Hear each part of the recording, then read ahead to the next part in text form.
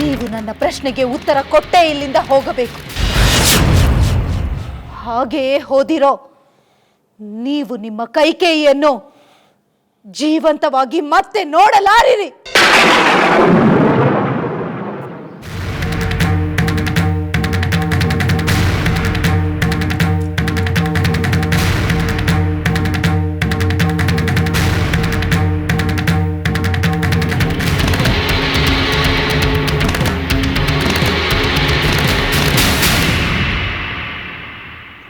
ಪ್ರಭು, ನಾನು ಕೇಳುತ್ತಿರುವುದರಲ್ಲಿ ತಪ್ಪೇನಿದೆ?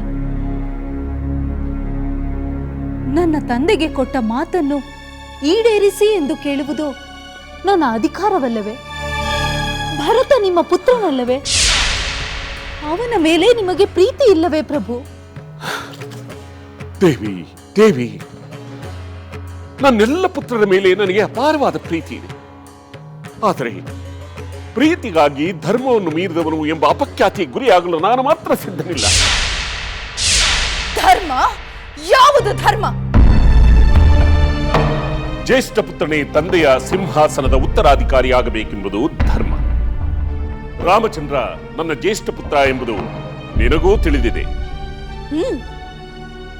ತಿಳಿದಿದೆ. ಅದೇ ರೀತಿ ಕೊಟ್ಟ ಮಾತಿಗೆ ತಪ್ಪದ ಸತ್ಯ ಹರಿಶ್ಚಂದ್ರದ ವಂಶದವರು ನೀವು ಎಂಬುದು ತಿಳಿದಿದೆ. ಪ್ರಭು, ಮಾತಿಗೆ ತಪ್ಪಬಾರದೆಂಬ ನಿಮ್ಮ ಧರ್ಮವನ್ನು ನೀವು ಉಳಿಸಿಕೊಳ್ಳಬೇಕು. ಬಹುದು ದೇವಿ, ಉಳಿಸಿಕೊಳ್ಳಬೇಕು. ತಪ್ಪಿದರೆ ತಾನೇ ಉಳಿಸಿಕೊಳ್ಳುವ ಪ್ರಶ್ನೆ. ಅಂದರೆ ನೀವು ಮಾತು ಕೊಡಲಿಲ್ಲವೇ? ಭರತನಿಗೆ ಪಟ್ಟವಿಲ್ಲವೆಂದರೆ ನೀವು ಮಾತಿಗೆ ತಪ್ಪಿದಂತೆಯೇ ಅಲ್ಲವೇ? ನಿನ್ನ ದೃಷ್ಟಿಯಲ್ಲಿ ನಿನ್ನ ಮಾತು ಸರಿ, ಆದರೆ ಧರ್ಮದ ದೃಷ್ಟಿಯಿಂದ ಅದು ಸರಿಯಲ್ಲ. ಕುತರ್ಕ ಮಾಡಿ ನನ್ನ ಬಾಯಿ ಮುಚ್ಚಿಸುವ ಪ್ರಯತ್ನ ಮಾಡಬೇಡಿ ಪ್ರಭು. ಮುಚ್ಚು ಬಾಯಿ! ಎತ್ತಿ ಮೀರಿ ಮಾತನಾಡಿ ನನ್ನ ತಾಳ್ಮೆಯನ್ನು ಪರೀಕ್ಷೆ ಮಾಡಬೇಡ. ನಿನ್ನಲ್ಲಿಯೇ ಪುತ್ರ ಸಂತಾನ ಪ್ರಾಪ್ತಿಯಾಗಿದ್ದರೆ ನಿನ್ನ ತಂದೆಗೆ ಕೊಟ್ಟ ಮಾತಿನಂತೆ ನಾನು ನಡೆಯಬೇಕಿತ್ತು. ಅಂದರೆ ಭರತ ನನ್ನ ಪುತ್ರನೆಂಬುದು ಸುಳ್ಳೆ? ಕೈಕೇಯಿ, ಪುತ್ರ ಸಂತಾನ ಪ್ರಾಪ್ತಿಗೋಸ್ಕರ ನಿನ್ನ ತಂದೆಗೆ ಮಾತು ಕೊಟ್ಟು ನಿನ್ನನ್ನು ವಿವಾಹವಾಗಿದ್ದೇನೋ ನಿಜ. ಆದರೆ ಕೌಸಲ್ಯೆ ಸುಮಿತ್ರೆಯರಂತೆ ನಿನಗೂ ಪುತ್ರ ಸಂತಾನವಾಗಲಿಲ್ಲ. ಪುತ್ರಕಾಮೇಷ್ಟಿಯಾಗದ ಪ್ರಭಾವದಿಂದ ನೀವು ಮೂವರು ತಾಯಂದಿರಾದ್ರಿ. ಆದರೆ ನಿನ್ನಲ್ಲಿ ನನ್ನಿಂದ ಸಹಜ ಸಂತಾನ ಪ್ರಾಪ್ತಿಯಾಗಲಿಲ್ಲ ಅಲ್ಲವೇ? ಮೋಸ, ಮೋಸ, ಇದು ಮೋಸ!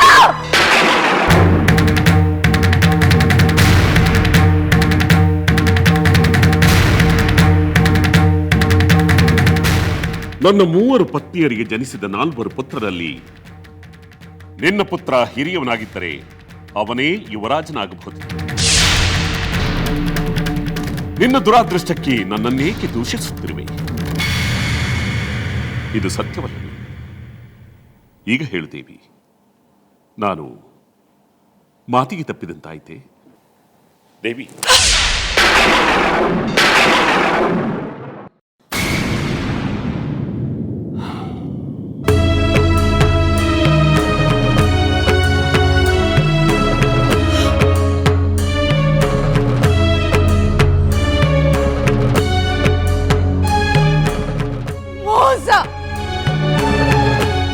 ನಾನು ಮೋಸ ಹೋದೆ.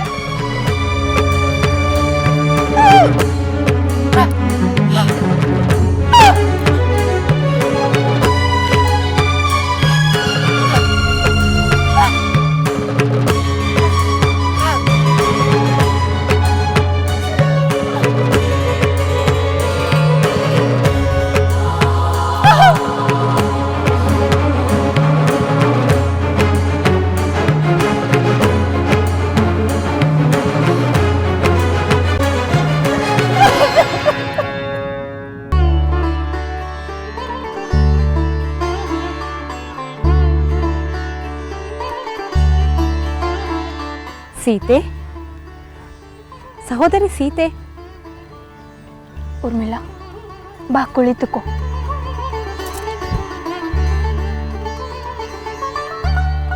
ಇದೇನಿದು ಸೀತೆ? ನಿನ್ನ ಮುಖದಲ್ಲಿ ಚಿಂತೆಯ ಕಪ್ಪು ಮೋಡವಿರುವಂತಿದೆ. ಏನಾಯಿತು? ನನಗೇನೂ ಆಗಿಲ್ಲ ಸೋದರಿ. ನಿನ್ನೆ ರಾತ್ರಿ ನನ್ನ ಪತಿ ಹೇಳಿದ ಮಾತು ಮತ್ತೆ ಮತ್ತೆ ನೆನಪಾಗುತ್ತಿದ್ದವು. ಅವರ ಬಗ್ಗೆ ನನಗೆ ಹೆಮ್ಮೆ, ಅಭಿಮಾನಗಳಿವೆ. ಇನ್ನೊಂದು ಕಡೆ ಸ್ವಲ್ಪ ಆತಂಕವೂ ಇದೆ. ಅಭಿಮಾನವೇನೋ ಸರಿ ಸೀತೆ, ಆದರೆ ಆತಂಕವೇಕೆ?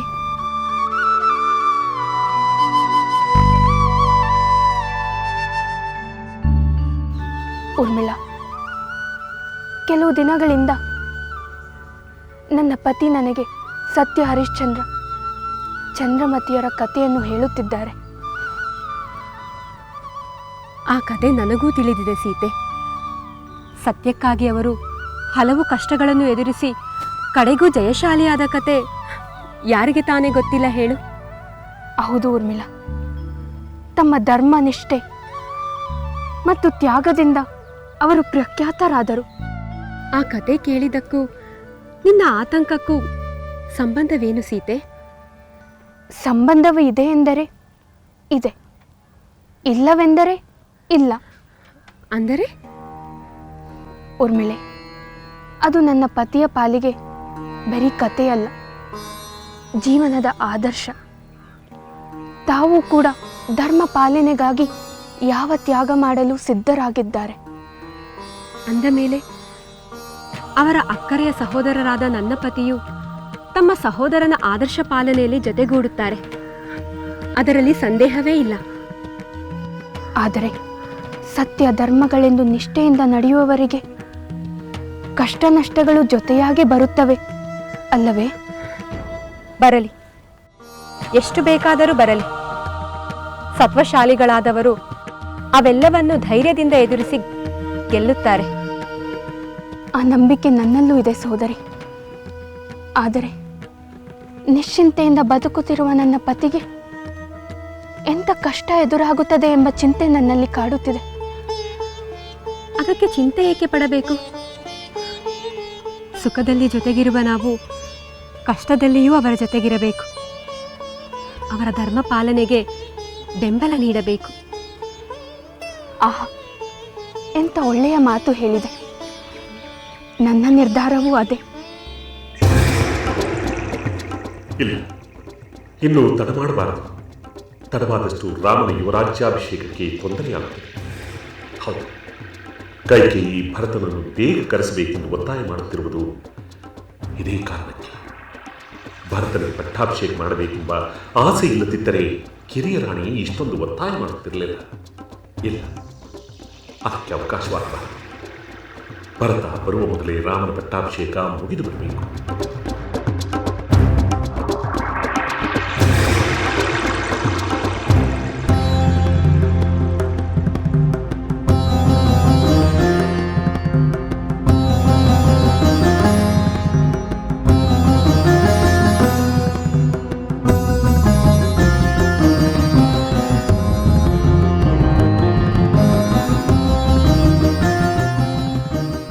ಪೂಜ್ಯ ತಂದೆಯವರಿಗೆ ಪ್ರಣಾಮಗಳು.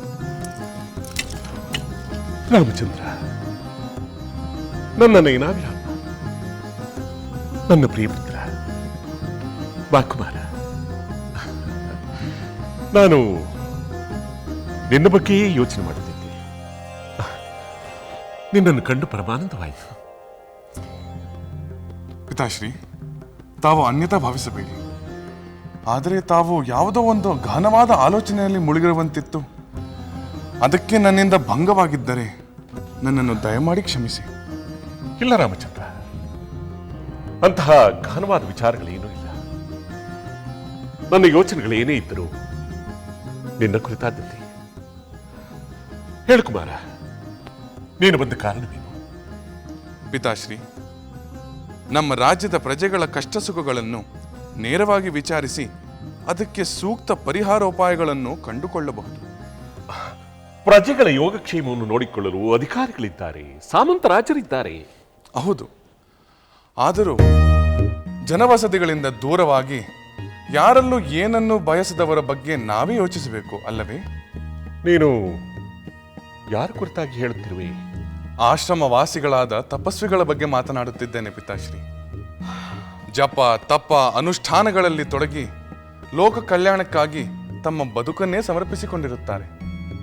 ಅಂಥವರು ಕೇಳದಿದ್ದರೂ ಅವರಿಗೆ ಅಗತ್ಯವಾದ ಅನುಕೂಲಗಳನ್ನು ಮಾಡಿಕೊಡುವುದು ನಮ್ಮ ಕರ್ತವ್ಯವಾಗುತ್ತದೆ. ಭಲೇ ಕುಮಾರ, ನಿನ್ನ ಆಲೋಚನೆಗಳು ಪ್ರಶಂಸನೀಯವಾಗಿವೆ. ಅದಕ್ಕಾಗಿ ತಮ್ಮ ಪರವಾಗಿ ತಮ್ಮ ಅನುಮತಿಯನ್ನು ಪಡೆದು ವೃಕ್ಷಾಶ್ರಮಗಳನ್ನು ಸಂದರ್ಶಿಸಿ ಬರಬೇಕೆಂದಿದ್ದೇನೆ. ಇದು ರಾಜನಾದಮನಲ್ಲಿ ಇರಬೇಕಾದಂತಹ ನಿಜವಾದ ಗುಣ. ತಾರತಮ್ಯವಿಲ್ಲದೆ ಸರ್ವ ಪ್ರಜೆಗಳನ್ನು ಸಮಾನ ಭಾವದಿಂದ ಕಂಡು ಎಲ್ಲರ ಒಳಿತಿಗಾಗಿ ದುಡಿಯಬಲ್ಲವನೇ ಅತ್ಯುತ್ತಮ ರಾಜನೆನಿಸಿಕೊಳ್ಳುತ್ತಾನೆ. ಪಿತಾಶ್ರೀ, ತಮಗಿಂತ ಅತ್ಯುತ್ತಮ ರಾಜರು ಬೇರಾರಿದ್ದಾರೆ?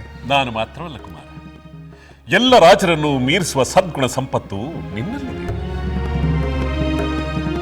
ಹಾಗಾದರೆ ವನಪ್ರದೇಶಕ್ಕೆ ಹೋಗಲು ತಮ್ಮ ಅನುಮತಿ ಇದೆಯೇ?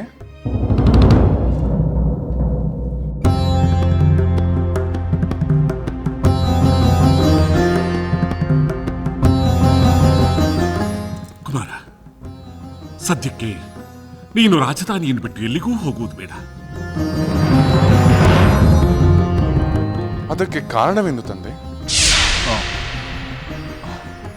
ಕುಮಾರ, ನನ್ನದೊಂದು ಸಂಕಲ್ಪವಿದೆ. ಅದು ನೆರವೇರಿದ ನಂತರ ನನ್ನನ್ನೂ ಕೇಳದೆ ನಿನಗೆ ಸೂಕ್ತವೆನಿಸಿದ ನಿರ್ಧಾರವನ್ನು ನೀನು ತೆಗೆದುಕೊಳ್ಳಬಹುದು. ಆಗಲಿ ತಂದೆ, ತಮ್ಮ ಇಚ್ಛೆಯಂತೆ ನಡೆಯಲಿ. ತಾವು ಹೇಳುವವರೆಗೂ ಈ ರಾಜಧಾನಿಯಿಂದ ಹೊರಗೆ ಹೋಗುವುದಿಲ್ಲ. ನನಗಿನ್ನು ಅಪ್ಪಣೆ ಕೊಡಿ. ಆಗಲಿ ಕುಮಾರ,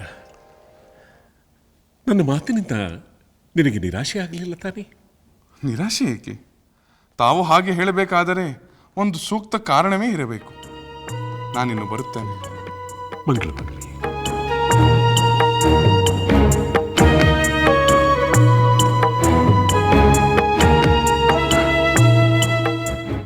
ಆಹಾ, ಎಂತಹ ವಿವೇಕ, ಏನು ವಿವೇಚನೆ! ಇವನಲ್ಲವೇ ನಿಜವಾದ ಗುರು.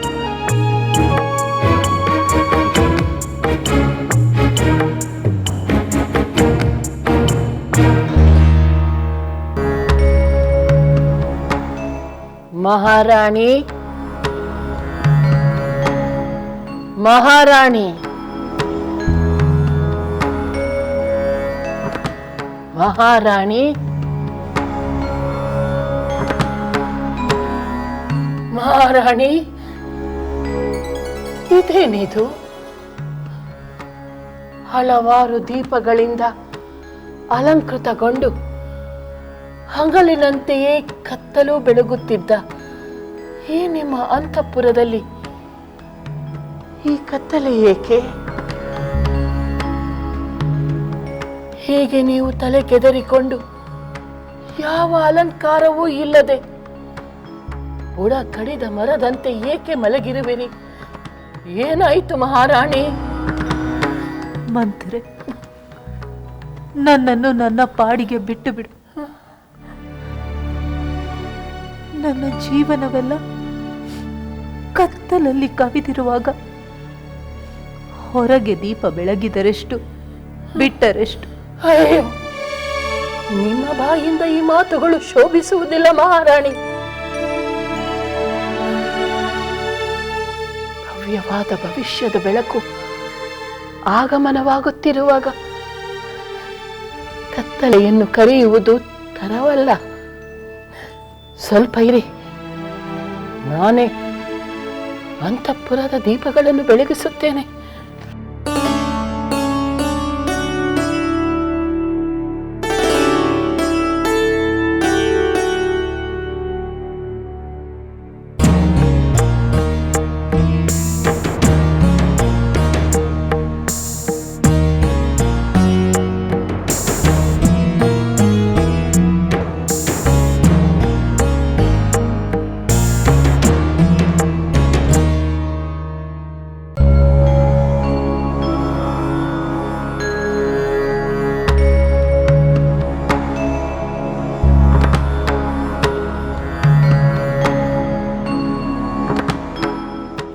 ಮಹಾರಾಣಿ ಮಹಾರಾಣಿ ಹೇಳಿ ನೋಡಿ, ದೀಪಗಳು ಹೇಗೆ ಬೆಳಗುತ್ತಿವೆ.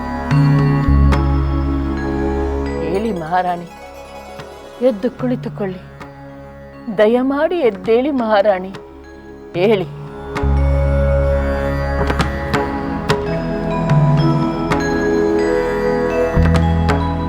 ಮಹಾರಾಣಿ, ನಾನಿರುವಾಗ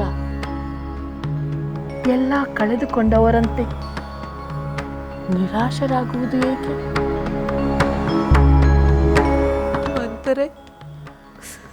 ಮಂತರೆ, ನನ್ನ ಆಸೆ, ನಿನ್ನ ಕನಸು ಎಲ್ಲ ಭಗ್ನವಾದವು. ನಮ್ಮ ನಿರೀಕ್ಷೆ ಎಲ್ಲ ಮಣ್ಣು ಪಾಲಾಯಿತು. ಹಿರಿಯ ಪುತ್ರನೇ ಸಿಂಹಾಸನವನ್ನೇರಬೇಕಂತೆ.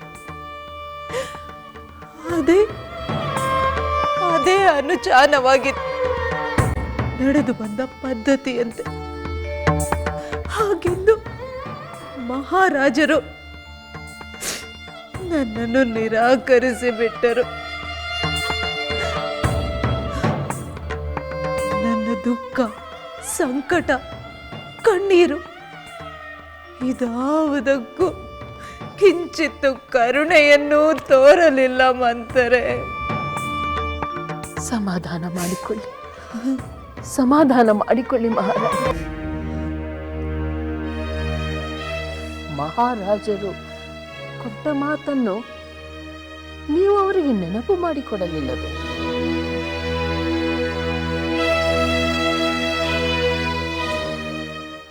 ಎಲ್ಲವನ್ನು ಹೇಳಿದ್ದಾಯಿತು. ಪುತ್ರ ಕಾಮೇಷ್ಟಿ ಯಾಗದ ಪ್ರಸಾದದಿಂದ ನಾನು ಪುತ್ರನನ್ನು ಪಡೆದನಂತೆ. ಅದರಲ್ಲಿ ನಿನ್ನ ಹೆಚ್ಚುಗಾರಿಕೆ ಏನು ಎಂದರು.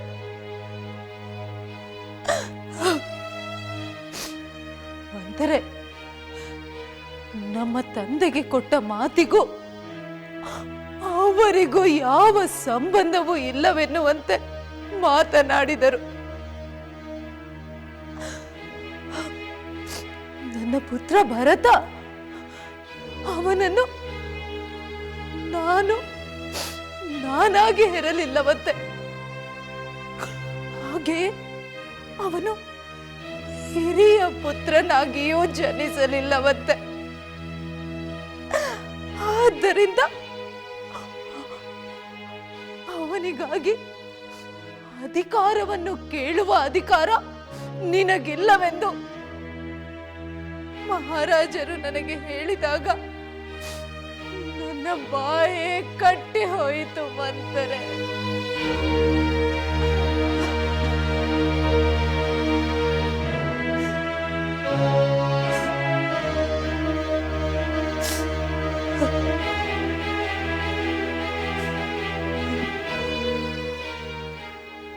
ಚಿಂತಿಸಬೇಡಿ ಮಹಾರಾಣಿ. ಮಹಾರಾಜರು ನಿಮ್ಮ ಬಾಯಿಯನ್ನು ಮುಚ್ಚಿಸಿರಬಹುದು, ಆದರೆ ನಿಮ್ಮ ಬೇಡಿಕೆಯನ್ನು ಒಪ್ಪಲೇಬೇಕಾದ ಇನ್ನೊಂದು ಉಪಾಯ ಇದ್ದೇ ಇದೆ. ನೀವು ಧೈರ್ಯವಾಗಿರಿ. ಅಂತಹ ಕಾರಣವಿದೆಯೇ ಮಂತರೆ? ಅದೇನೆಂದು ಬೇಗ ಹೇಳು. ಹೇಳುತ್ತೇನೆ, ಖಂಡಿತ ಹೇಳುತ್ತೇನೆ. ಮೊದಲು ನಿಮ್ಮ ಅವಸ್ಥೆಯನ್ನು ಸರಿಪಡಿಸಿಕೊಳ್ಳಿ, ಅಲಂಕಾರ ಮಾಡಿಕೊಳ್ಳಿ. ಮೊದಲು ಉಪಾಯವೇನೆಂದು ಹೇಳು. ಅನಂತರ ಕ್ಷಣ ಮಾತ್ರದಲ್ಲಿ ನಾನು ಅಲಂಕರಿಸಿಕೊಂಡು ಸಿದ್ಧಳಾಗುತ್ತೇನೆ. ಬೇಡ ಮಹಾರಾಣಿ, ಈಗ ಬೇಡ. ಅದನ್ನು ವಿಫಲಗೊಳಿಸಲು ಮಹಾರಾಜರು ಬೇರೆ ತಂತ್ರ ಹೂಡಿದರೆ ಕಷ್ಟ. ಸೂಕ್ತ ಸಮಯದಲ್ಲಿ ಅದನ್ನು ಹೇಳುತ್ತೇನೆ.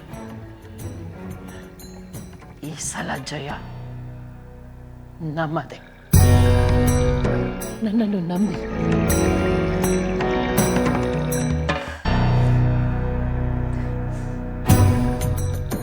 ಹಾಗೆ ಆಗಲಿ ಮಂಥರೆ.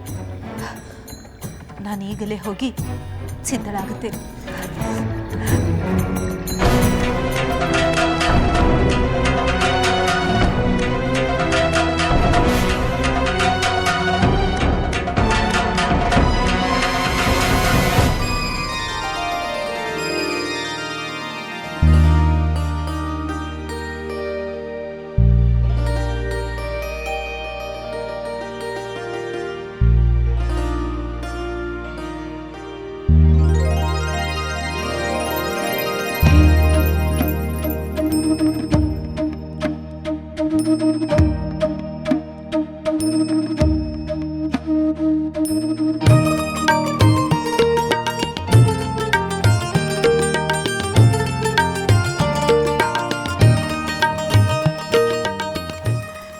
ದೀರ್ಘ ಸುಮಂಗಲಿ ಭವ.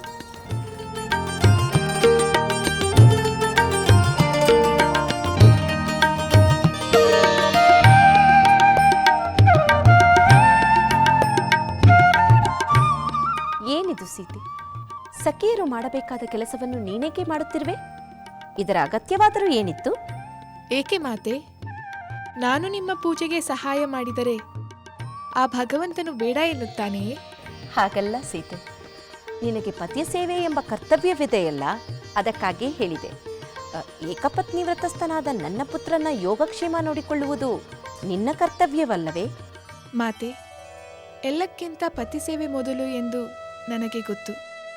ಆ ಕರ್ತವ್ಯಗಳು ಮುಗಿದ ಮೇಲೆ, ಅವರು ರಾಜ್ಯ ಕಾರ್ಯ ನಿಮಿತ್ತ ಹೊರಗೆ ಹೋದ ಮೇಲೆ ನಾನು ಇಲ್ಲಿ ಬಂದಿರುವುದು. ನಿನ್ನ ಪತಿಭಕ್ತಿಯನ್ನು ಕಂಡು ನನಗೆ ಬಹಳ ಸಂತೋಷವಾಗುತ್ತಿದೆ.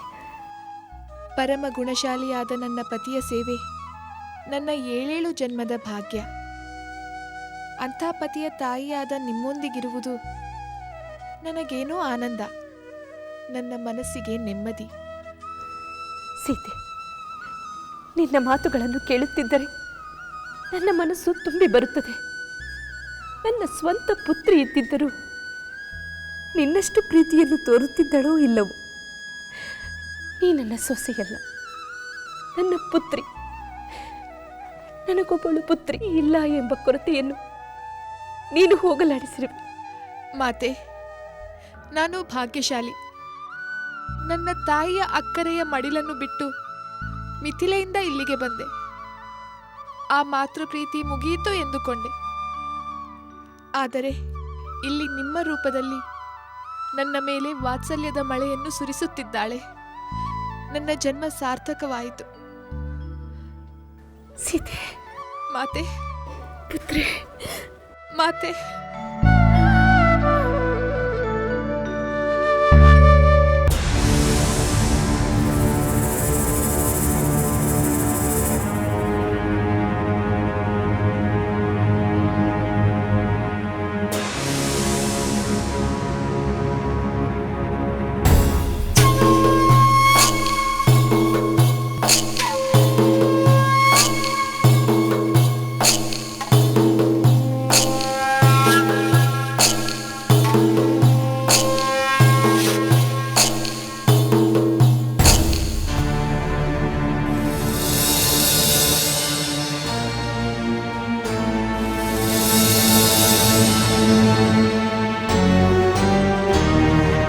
ಜಯ ಜಯ ಲಂಕೇಶ್ವರ, ಜಯ ಜಯ ರಾವಣೇಶ್ವರ. ಭಲೆ ಲಂಕಿಣಿ ಭಲೆ.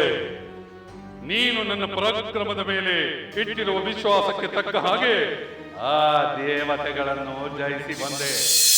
ಪ್ರಭು, ಇನ್ನು ಮುಂದೆ ನಿಮ್ಮ ಸಹೋದರ ವಿಭೀಷಣರು ಕೂಡ ನಿಮ್ಮ ಪರಾಕ್ರಮದ ಬಗ್ಗೆ ಶಂಕೆಯನ್ನು ತಾಳುವುದಿಲ್ಲ ಅಲ್ಲವೇ? ನಿನ್ನ ಮಾತು ನಿಜ ಲಂಕಿಣಿ. ಈ ವಿಜಯವನ್ನು ಆ ವಿಭೀಷಣನಿಗೆ ಪಾಠವಾಗಿ ಬಳಸುತ್ತೇನೆ. ಇನ್ನೆಂದೂ ಅವನು ನನ್ನ ಸಮರೋತ್ಸಾಹವನ್ನು ತಡೆಯದಂತೆ ಎಚ್ಚರಿಕೆ ಹೇಳುತ್ತೇನೆ. ಪ್ರಭು, ನನಗೊಂದು ಅನುಮಾನವಿದೆ. ಅನುಮಾನ? ನಿನಗೆ ಅನುಮಾನವೇ? ನನ್ನ ಪರಾಕ್ರಮದ ಮೇಲೆ ಅಷ್ಟೊಂದು ವಿಶ್ವಾಸವಿಟ್ಟಿದ್ದ ನಿನಗೆ ಅನುಮಾನವೇ? ನಾನಿಲ್ಲದ ವೇಳೆಯಲ್ಲಿ ನನ್ನ ಸಹೋದರ ವಿಭೀಷಣನೇನಾದರೂ ಬಂದು ನನ್ನ ಪರಾಕ್ರಮದ ಬಗ್ಗೆ ಮಾತನಾಡಿ ನಿನಗೆ ಅನುಮಾನ ಬರುವಂತೆ ಮಾಡಿರುವನೇ? ಇಲ್ಲ ಪ್ರಭು, ಇಲ್ಲ. ನನಗಿರುವ ಅನುಮಾನ ನಿಮ್ಮ ಜಯದ ಬಗ್ಗೆಯಲ್ಲ. ನೀವು ಹೀಗೆ ಎಲ್ಲರನ್ನೂ ಜಯಿಸುತ್ತಾ ಹೋದರೆ ಮುಂದಿನ ಕಾಲದಲ್ಲಿ ನಿಮ್ಮೊಡನೆ ಯುದ್ಧ ಮಾಡಲು, ನೀವು ಜಯಿಸಲು ತ್ರಿಭುವನದಲ್ಲಿಯೇ ಯಾರೂ ಇಲ್ಲದೆ ಹೋಗುತ್ತಾರೆ ಎನ್ನುವ ಅನುಮಾನ ನನ್ನದು. ಭಲೆ ಲಂಕಣಿ ಭಲೆ, ಏನಿನ್ನ ಅನುಮಾನ ಮೆಚ್ಚುವಂತದ್ದೇ. ನಾನಿನ್ನು ಬರುತ್ತೇನೆ. ಧನ್ಯಲಾದ ಮಹಾಪ್ರಭು, ಧನ್ಯಲಾದೆ.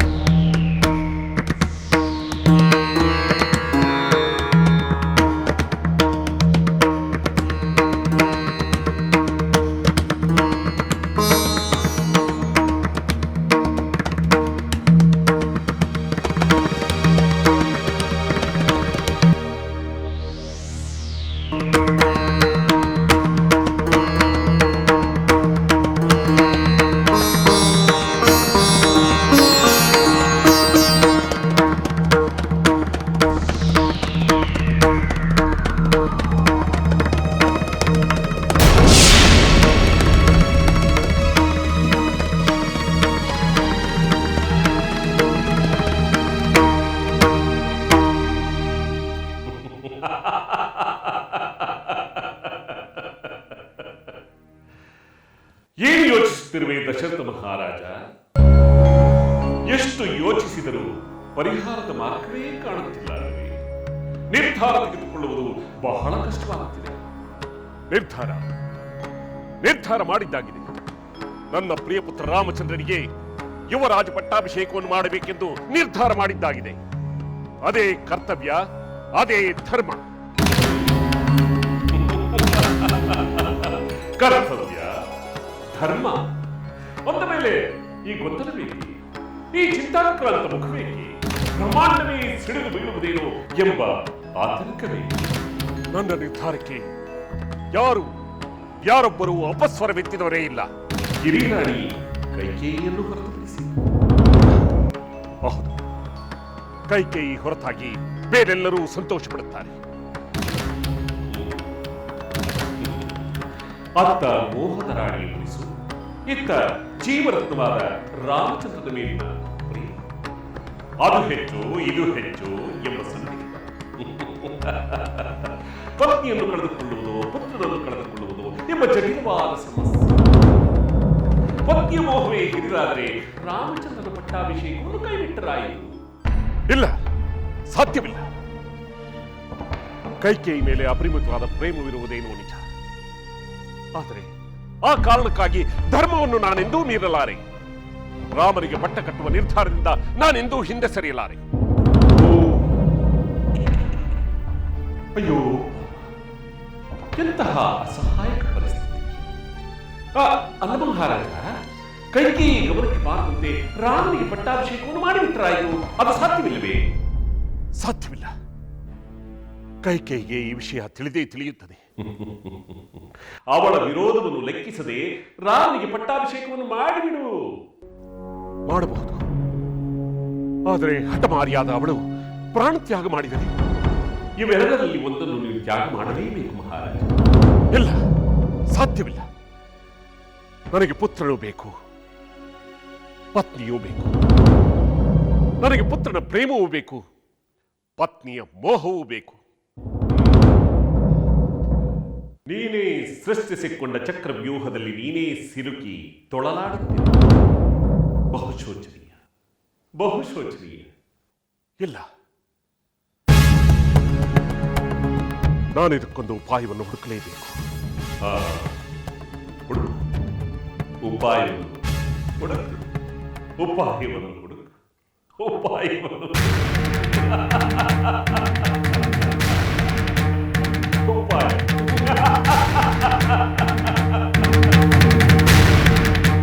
ಉಪಾಯ.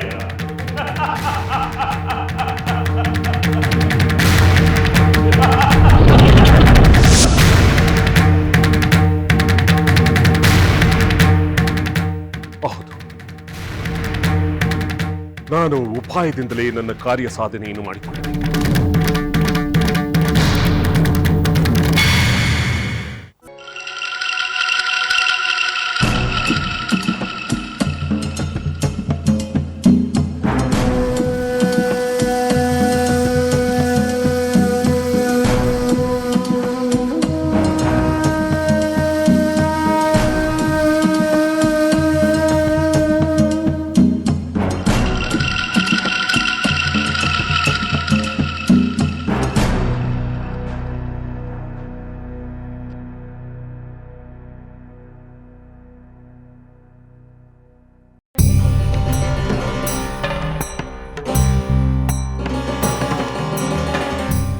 ಮಹಾರಾಣಿ, ಈ ಪಾನೀಯವನ್ನು ಮಹಾರಾಜರಿಗೆ ತಪ್ಪದೆ ಕುಡಿಸಿ.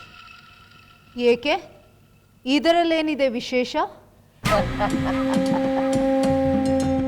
ಅಂಗಾಂಗಳ ತುಂಬ ನರಚೈತನ್ಯವನ್ನು ತುಂಬುವ ಶಕ್ತಿ ಇದೆ ಈ ಪಾನೀಯಕ್ಕೆ. ಗಿಡಮೂಲಿಕೆಗಳಿಂದ ತಯಾರಿಸಿದ ವಿಶೇಷವಾದ ಪಾನೀಯ.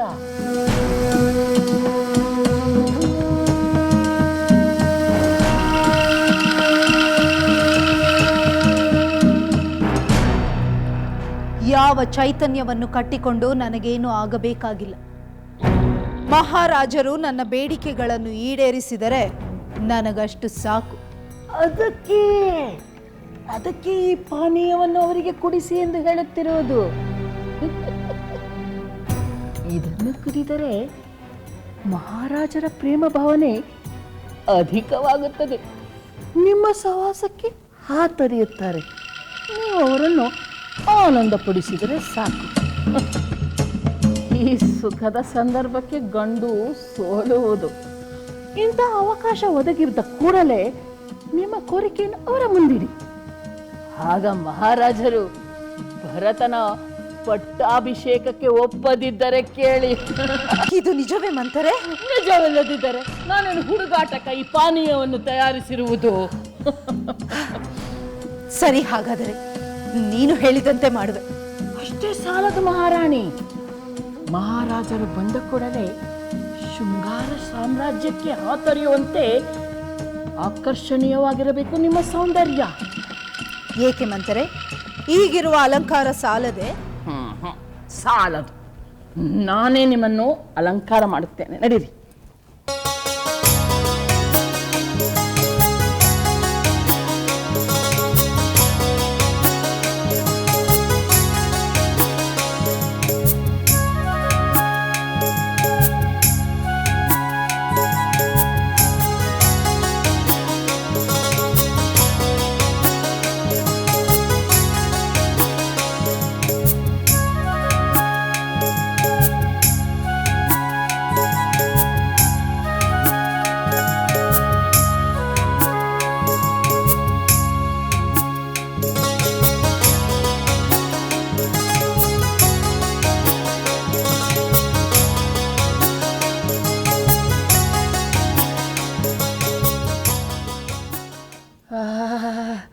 ಈಗ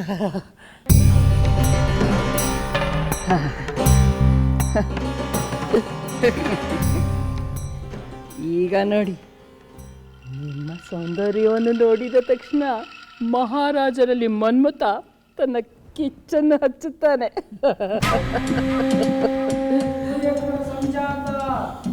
ರಘುವಂಶ ದೀಪಕ ಶ್ರೀ ಶ್ರೀ ದಶರಥ ಮಹಾರಾಜರು ಆಗಮಿಸುತ್ತಿದ್ದಾರೆ.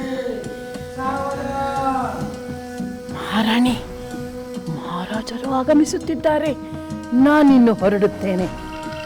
ನಾನು ಕೇಳಿದ್ದನ್ನು ನೆನಪಿನಲ್ಲಿಡಿ. ಅದರಂತೆ ಮಾಡಿ ಮಹಾರಾಣಿ. ಖಂಡಿತ ಮಂಥರೆ, ನಾನು ಮರೆಯುವುದಿಲ್ಲ. ನಡೀರಿ ನಡಿ.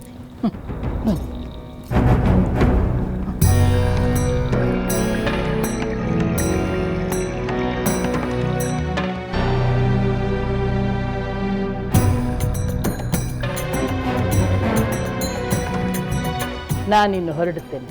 ಅಪ್ಪಣೆ.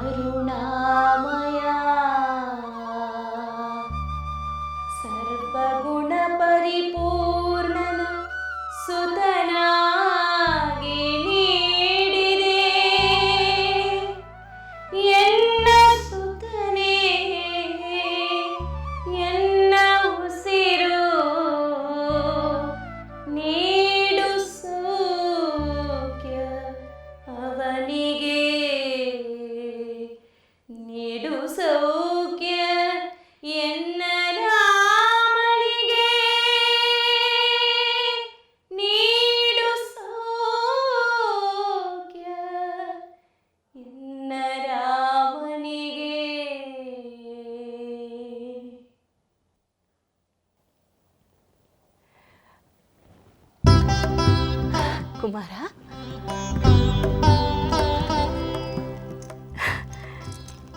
ಕೀರ್ತಿಶೀಲನಾಗು ಕುಮಾರ. ಮಾತೆ, ತಾವು ಕ್ಷೇಮವೇ? ನನ್ನ ಕ್ಷೇಮಕ್ಕೇನು ಕೊರತೆ? ನಿನ್ನಂಥ ಗುಣವಂತ ಧೀರ ಪುತ್ರನು ನನಗಿರುವಾಗ ನಾನೇಕೆ ಚಿಂತಿಸಬೇಕು? ಈಗ ನಿನ್ನ ಹೊಣೆಗಾರಿಕೆ ಹೆಚ್ಚಾಗಿದೆ. ರಾಜ್ಯ ಕರ್ತವ್ಯದ ಕಡೆ ಗಮನವನ್ನು ಕೊಡು. ಸದಾ ತಾಯಿಯ ಮಡಿಲಲ್ಲೇ ಇರಬೇಕೆಂದು ಬಯಸುವುದು ಸರಿಯಲ್ಲ.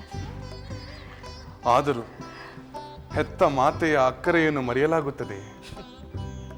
ಮಾತೆಯ ಸಂತೋಷಕ್ಕಿಂತ ಮಿಗಿಲಾದದ್ದು ಇನ್ಯಾವುದಿದೆ? ಪತ್ನಿಯ ಪ್ರೇಮ, ರಾಜ್ಯ ಕಾರ್ಯಗಳಿಗಿಂತ ತಮ್ಮ ಯೋಗಕ್ಷೇಮ, ತಮ್ಮ ಸಂತೋಷವೇ ನನಗೆ ಮುಖ್ಯವಾದದ್ದು. ಇತ್ತೀಚೆಗೆ ತಮ್ಮನ್ನು ಹೆಚ್ಚಾಗಿ ಕಾಣುತ್ತಿಲ್ಲವೆಂದು ಬೇಸರವಾಗಿದ್ದರೆ ನನ್ನನ್ನು ಕ್ಷಮಿಸಿ. ಇಲ್ಲ ರಾಮ, ನೀನು ಯಾವ ಅಪರಾಧವನ್ನು ಮಾಡಿಲ್ಲ ಕ್ಷಮಿಸುವುದಕ್ಕೆ.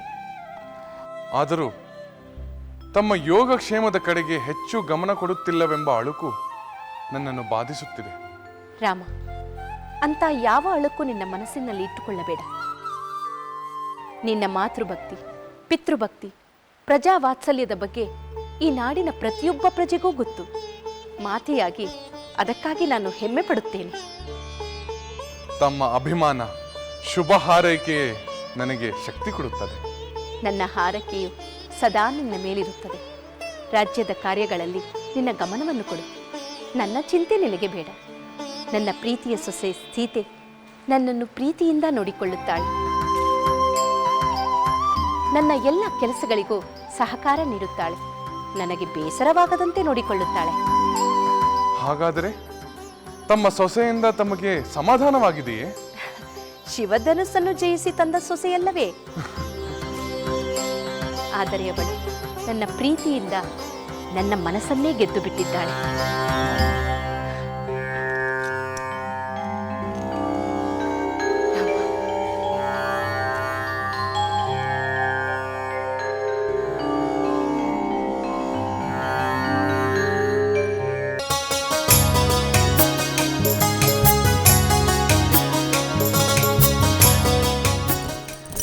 ಬಂದಿದ್ದೀರಾ ಪ್ರಭು? ಬನ್ನಿ, ಕುಳಿತುಕೊಳ್ಳಿ.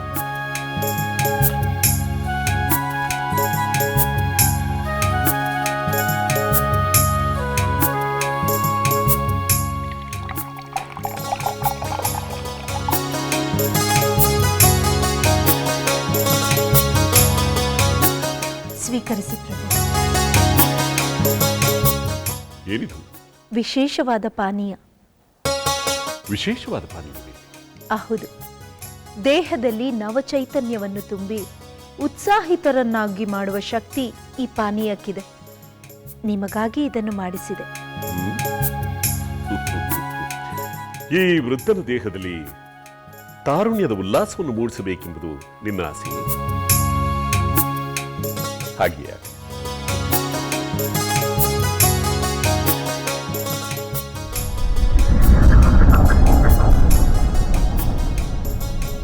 ಆಹಾ, ಸ್ವಾದ ಹೊಸದಾಗಿದೆ. ನೀನೂ ಹೊಸದಾಗಿಯೇ ಕಾಣಿಸುತ್ತೇನೆ. ಪ್ರಭು, ನಾನು ಅದೇ ಹಳೆಯ ಕೈಕೇಯಿ. ಇಲ್ಲದೇವಿ, ಪ್ರತಿ ಬಾರಿಯೂ ನೀನು ಹೊಸದಾಗಿಯೇ ಕಾಣಿಸುತ್ತೇನೆ. ಒಣಕಾಷ್ಟವನ್ನು ಚಿಗುರಿಸಬಲ್ಲ ಸಂಜೀವಿನಿ ಈ ನಿನ್ನ ಸೌಂದರ್ಯದಲ್ಲಿದೆ. ಅಂದ ಮೇಲೆ ಈ ಪಾನೀಯದ ಅಗತ್ಯವೇನು? ನಿಮ್ಮ ಪ್ರೇಮ ತುಂಬಿದ ಕಣ್ಣಿಗೆ ನನ್ನ ಸೌಂದರ್ಯ ಸುಂದರವಾಗಿ ಕಾಣುವುದರಲ್ಲಿ ಅತಿಶಯವೇನಿಲ್ಲ. ನಿಜದೇವಿ, ಈ ನಿನ್ನ ಸೌಂದರ್ಯ ನಿತ್ಯ ನೂತನ. ಪ್ರಭು, ನನ್ನಿಂದ ನಿಮಗೆ ಇಷ್ಟೆಲ್ಲ ಆನಂದವಾಗುತ್ತಿರುವಾಗ ನೀವು ನನಗೆ ಆನಂದವನ್ನುಂಟು ಮಾಡಬೇಕು. ನಿನ್ನ ಆನಂದವೇ ನನ್ನ ಆನಂದವಲ್ಲವೇ? ನೀವು ನನ್ನ ಒಂದು ಕೋರಿಕೆಯನ್ನು ಈಡೇರಿಸಬೇಕು ಪ್ರಭು. ಹೇಳ್ತೀವಿ, ಹಿಂಜರಿಕೆ ಏಕೆ?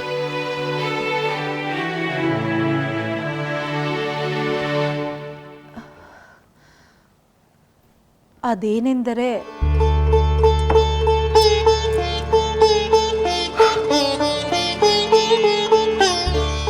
ಹೇಳ್ತೀವಿ, ನಿನ್ನ ಆನಂದಕ್ಕೆ ನಾನೇನು ಮಾಡಬೇಕು? ಪ್ರಭು, ನನ್ನ ಪುತ್ರ ಭರತನನ್ನು ನೀವು ಈ ಕೂಡಲೇ ಕೇಕೇಯಿ ರಾಜ್ಯದಿಂದ ಕರೆಸಬೇಕು. ದೇವಿ, ಭರತ ಅಲ್ಲಿ ಸುಖವಾಗಿದ್ದಾನೆಂದು ಹೇಳಿದನು. ಅವನಿಗೆ ಇಷ್ಟ ಬಂದಾಗ ಬರುತ್ತಾನೆ. ಹಾಗೊಮ್ಮೆ ಅವನನ್ನು ನೋಡುವ ಆಸೆ ಇದ್ದರೆ ನೀನೇ ಒಮ್ಮೆ ಹೋಗಿ ಬಾ.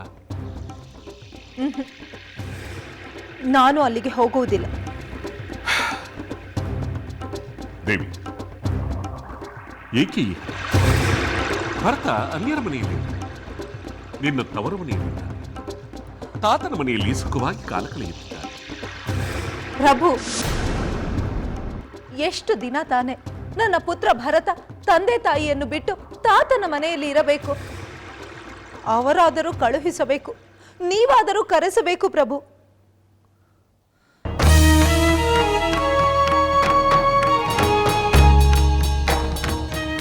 ದೇವಿ, ಭರತನನ್ನು ಕರೆಸಿ ಎಂದು ಮೇಲಿಂದ ಮೇಲೆ ಏಕೆ ಒತ್ತಾಯ ಮಾಡುತ್ತಿರುವೆ? ಏಕೆಂದರೆ ನನ್ನ ಪುತ್ರ ನನ್ನ ಬಳಿಯಲ್ಲಿಯೇ ಇರಬೇಕೆಂಬ ಆಸೆ. ಹಾಗೆ ಬಯಸುವುದು ತಪ್ಪೇ? ಇಲ್ಲದು, ಇದು ಪುತ್ರನ ಮೇಲಿನ ಪ್ರೀತಿಯಿಂದ ಬಂದ ಮಾತಲ್ಲ. ಬೇರೇನೋ ಬಲವಾದ ಕಾರಣವೇ ಇರಬೇಕು. ಅದಕ್ಕೆ ಈ ಹಠ. ಕಾರಣವಿದೆ ಎಂದೇ ತಿಳಿದು ಅವನನ್ನು ಇಲ್ಲಿಗೆ ಕರೆಸಿ. ನಿಜ ಹೇಳುತ್ತೀನಿ, ಈ ನಿನ್ನ ಹಠ ಒತ್ತಾಯದ ಹಿಂದೆ ಭರತನ ಯುವರಾಜ್ಯಾಭಿಷೇಕದ ಉದ್ದೇಶ ಇದೆ ತಾನೆ? ಇರಬಹುದೆಂದೇ ತಿಳಿದುಕೊಳ್ಳಿ. ಈ ಹಿಂದೆಯೇ ನಾನು ಸ್ಪಷ್ಟಪಡಿಸಿದ್ದೇನೆ. ಧರ್ಮದ ಪ್ರಕಾರ ಜ್ಯೇಷ್ಠ ಪುತ್ರ ರಾಮಚಂದ್ರನೇ ಯುವರಾಜನಾಗುತ್ತಾನೆಂದು. ಸಾಧ್ಯವಿಲ್ಲ. ನನ್ನ ಪುತ್ರ ಭರತನೇ ಯುವರಾಜನಾಗಬೇಕು. ಅದು ಎಂದೆಂದಿಗೂ ಸಾಧ್ಯವಿಲ್ಲ. ಸಾಧ್ಯವಾಗದೇ ಇದ್ದರೆ ನಾನು ಬದುಕಿರಲು ಸಾಧ್ಯವಿಲ್ಲ. ಕೈಕೇಯಿ, ಬೇಡ. ಈ ಹಠ ಒಳ್ಳೆಯದಲ್ಲ. ನಿನ್ನ ತಾಯಿಯವರು ತಂದೆಯವರೊಂದಿಗೆ ಹೀಗೆ ಹಠ ಮಾಡಿದ ಪರಿಣಾಮವೇನಾಯಿತೆಂದು ಅರಿತು ಇಂತಹ ಅವಿವೇಕವೇ? ಅಂದರೆ ನನ್ನ ತಂದೆ ನನ್ನ ತಾಯಿಯನ್ನು ತೊರೆದ ಹಾಗೆ ನೀವು ನನ್ನನ್ನು ತೊರೆಯುವಿರಾ? ಬೇಡ ದೇವಿ, ಇಂತಹ ಅಪಶಕುನದ ಮಾತುಗಳನ್ನ ಆಡಬೇಡ. ವಾಸ್ತವವನ್ನು ಅರ್ಥ ಮಾಡಿಕೋ. ನನಗೆ ತಿಳಿದಿರುವ ವಾಸ್ತವ ಒಂದೇ, ನನ್ನ ಪುತ್ರ ಭರತ ಯುವರಾಜನಾಗಬೇಕು, ಆಗಲೇಬೇಕು. ನಾನು ಒಪ್ಪದಿದ್ದರೆ ನಾನು ಬಿಡುವುದಿಲ್ಲ. ಸರಿ, ಪತಿಯ ಪ್ರೀತಿಗಿಂತಲೂ ವಂಶದ ಗೌರವಕ್ಕಿಂತಲೂ ನಿನ್ನ ಹಠವೇ ದೊಡ್ಡದಾದರೆ ಏನಾದರೂ ಮಾಡಿಕೊ. ಇನ್ನು ಮುಂದೆ ನಾನು ಇಲ್ಲಿಗೆ ಬರಲಾರೆ.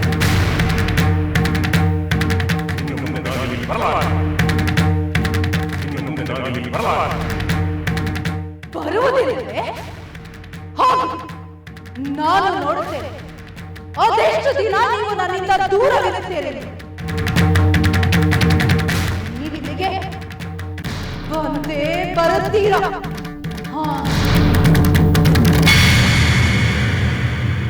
ಹರ ಶಂಭೋ ಮಹಾದೇವ ವಿಶ್ವೇಶಾಂಬರ ವಲ್ಲಭ ಶಿವಶಂಕರ ಸರ್ವಾತ್ಮ ನೀಲಕಂಠ ನಮೋಸ್ತುತೆ. ನೀಲಕಂಠ ನಮೋಸ್ತುತೆ. ಓಂ ಶ್ರೀ ಮೃತ್ಯುಂಜಯಾಯ ರುದ್ರಾಯ ನೀಲಕಂಠಾಯ ಶಂಭವೇ ಅಮೃತೇಶಾಯ ಶರ್ವಾಯ ಮಹಾದೇವಾಯ ತೇ ನಮಃ. ಓಂ ನಮಃ ಶಿವಾಯ.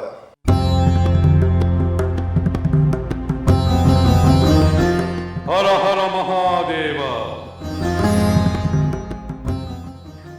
ಮಾತೆ ನಮೋ ನಮಃ.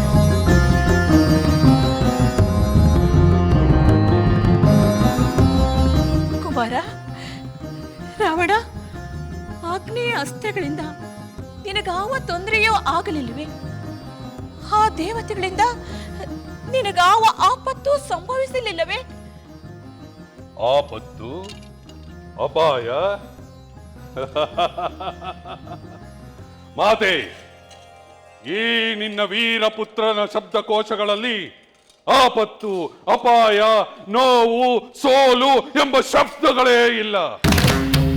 ಚತುರ್ಮುಖ ಬ್ರಹ್ಮನನ್ನು ಹೊರಪಡೆದು ಮೆಚ್ಚಿಸಿದ ಅಜಯ್, ಸದಾಶಿವನ ಪರಮಾನುಗ್ರಹವನ್ನು ಪಡೆದ ವೀರ, ನಿನ್ನಂತಹ ವೀರಮಾತೆಯ ಹರಕೆಯನ್ನು ಪಡೆದಿರುವ ಪರಾಕ್ರಮಿ. ನನಗೆ ಅಪಾಯವನ್ನುಂಟು ಮಾಡುವ ಗುಂಡಿಗೆ ಈ ಮೂರು ಲೋಕಗಳಲ್ಲಿ ಯಾರಿಗಿದೆ ಮಾತೆ? ವಿಜಯೀ ಭವ ಎಂದು ಹರಸಿ ಕಳುಹಿಸಿದ ನೀನೇ ಆತಂಕವನ್ನು ಪಡುತ್ತಿರುವೆ ಏಕೆ? ಅಗ್ರಜ, ಮಾತೆಯವರು ದುಷ್ಟತ್ವವನ್ನು ಕಂಡು ಆತಂಕಗೊಂಡಿದ್ದರು. ನೀನು ಆಗ್ನೇಯಾಸ್ತ್ರದಿಂದ ಸೋತು ಅಗ್ನಿ ಪಂಜರದಲ್ಲಿ ಸಿಲುಕಿ ಜೀವಭಯದಿಂದ ಕಷ್ಟಪಡುತ್ತಿರುವಂತೆ ಸ್ವಪ್ನ ಬಿತ್ತಂತೆ. ಆದುದರಿಂದ ನಿನ್ನ ಕ್ಷೇಮಕ್ಕಾಗಿ ನಾವಿಲ್ಲಿ ಶಿವನ ಪ್ರಾರ್ಥನೆ ಸಲ್ಲಿಸುತ್ತಿದ್ದೆವು.